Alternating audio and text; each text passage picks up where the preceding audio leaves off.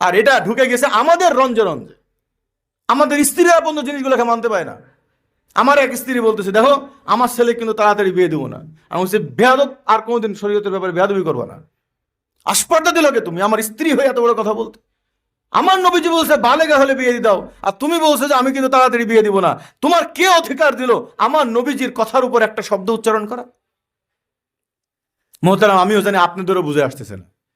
হুজুর বলতেছেন তো হাদিস কোরআনের কথা, কিন্তু 12 বছরের মেয়েকে বিয়ে দিব কেমনে, 14 বছরের পোলাকে বিয়ে দিব কেমনে? আমার হুজুরও বুঝে আসেনি প্রথম মজলিসে, এখন বুঝে আসছে।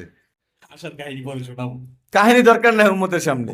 মোহতারাম হাজিরিন, এই জন্য শরীয়তে, এই জন্য ভাই বাল্য বিবাহর যে কথা, এটা আমরা আমাদের এই আইএমবি থেকে পরিষ্কারভাবে আমি আমার এই পুরা উম্মাহকে বলতেছি, যারা এখন রাষ্ট্র চালাচ্ছেন বা যারা পরবর্তী রাষ্ট্র চালাবেন, এটা আমাদের পোড়া কপালি।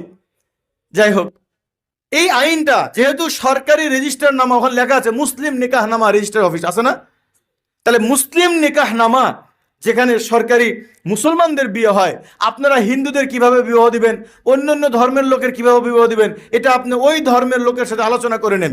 কিন্তু মুসলিম উম্মাহার বিবাহ শাদীর যতগুলো নিয়ম আছে, প্রত্যেকটা নিয়ম শরীয়ত অনুযায়ী হতে হবে, এটা আমাদের দাবি। আর যদি পূরণ না করেন, আল্লাহ আমাদের তৈরি করুক, সেদিন দাবি করা ছাড়াই যেন বাস্তবায়ন করতে পারি।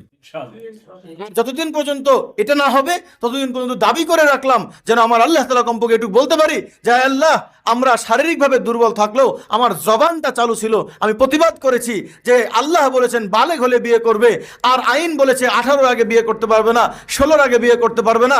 আমরা এই শিরিককে প্রতিবাদ করেছি। আয় আল্লাহ, আপনি বাকিটুক সামলান।